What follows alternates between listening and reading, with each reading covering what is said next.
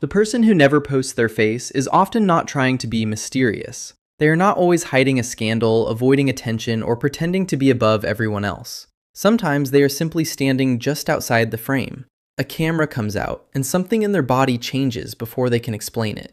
Their shoulders tighten, their face becomes harder to control. Their mind begins calculating where the photo will go, who will see it, how long it will stay there, and what people might decide about them from one frozen moment. To other people, it looks like privacy. Inside, it can feel like protection. There is a quiet form of vigilance that does not watch for physical danger. It watches for being seen. Some trauma psychologists might describe this pattern as social hypervigilance.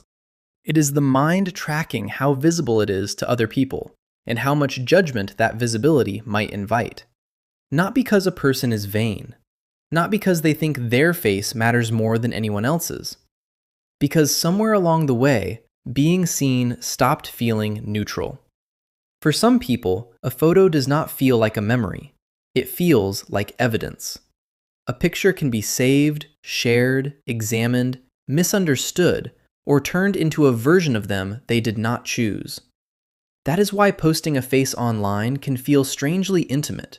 It is not just skin, eyes, hair, expression, angle, lighting. It is access. It is handing people a piece of your presence and trusting them not to use it carelessly. Some people learned too early that not everyone handles your image gently. They remember the first time their appearance became a comment, the first time a smile looked wrong, the first time a family member made a joke about their face, their weight, their clothes, or the way they stood. The first time a photo became something people laughed at, instead of something that belonged to them. After that, the camera was no longer just a camera. It became a room full of eyes. This is why they may say, "I just don't like pictures." But what they mean may be deeper.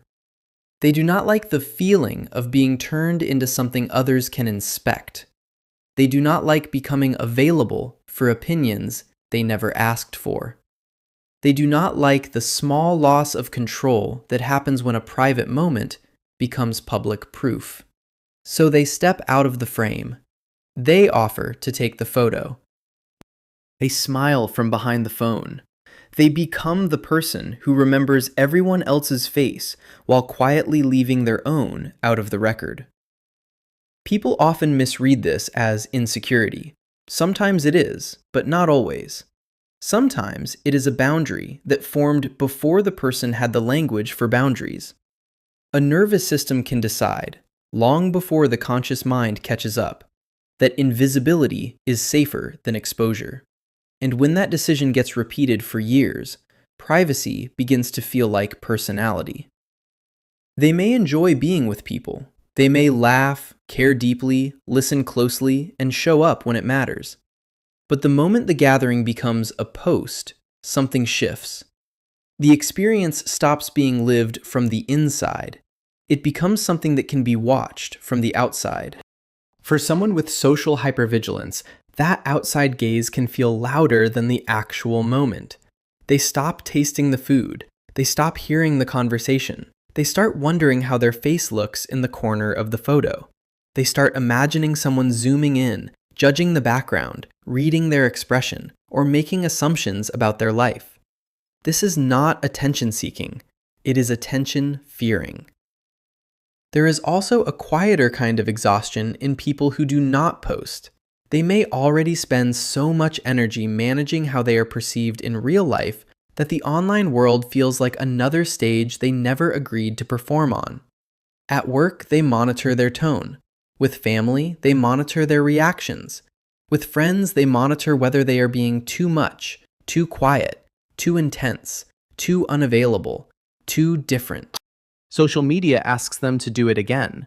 Choose the right photo, choose the right caption, look happy enough, but not fake, attractive enough, but not desperate, interesting enough, but not attention hungry, casual enough, but not invisible.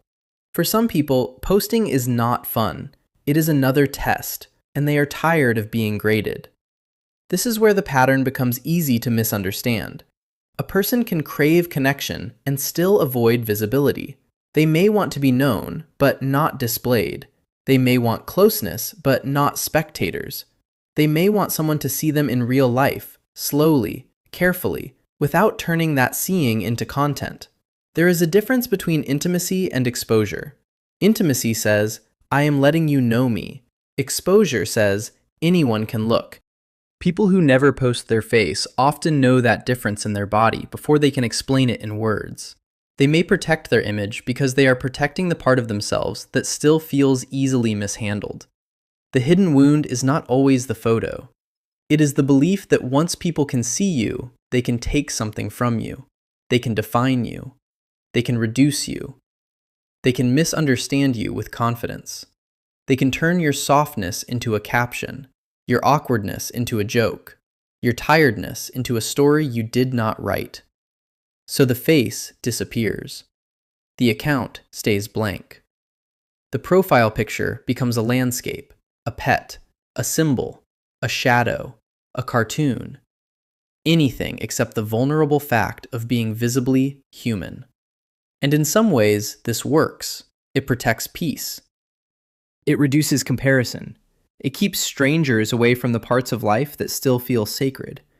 It allows a person to have moments that do not need applause to become real. There is strength in that. There is maturity in refusing to turn every experience into proof. But every protection has a cost when it becomes the only way to feel safe. The person who always steps out of the frame may eventually start stepping out of their own life. They may become so good at not being perceived that being genuinely seen begins to feel dangerous, even with safe people. Compliments feel suspicious. Attention feels invasive. Being photographed by someone who loves them still feels like losing control. Even tenderness can feel like a spotlight. That is the hidden cost of safety through invisibility. It can protect you from shallow eyes, but it can also keep you from the kind ones. A life does not need to be posted to be meaningful. A face does not need to be uploaded to be real. Privacy can be healthy, wise, and deeply self-respecting. But if the thought of being seen creates a fear that feels bigger than the moment, it may be worth noticing that with gentleness, not as a diagnosis, as information. Maybe the question is not, why don't they post? Maybe the question is, when did being seen start to feel unsafe? And maybe the answer is not to force yourself into the frame before you are ready. Maybe the beginning is smaller, letting one safe person take a photo you do not have to share. Letting your face exist without immediately correcting it.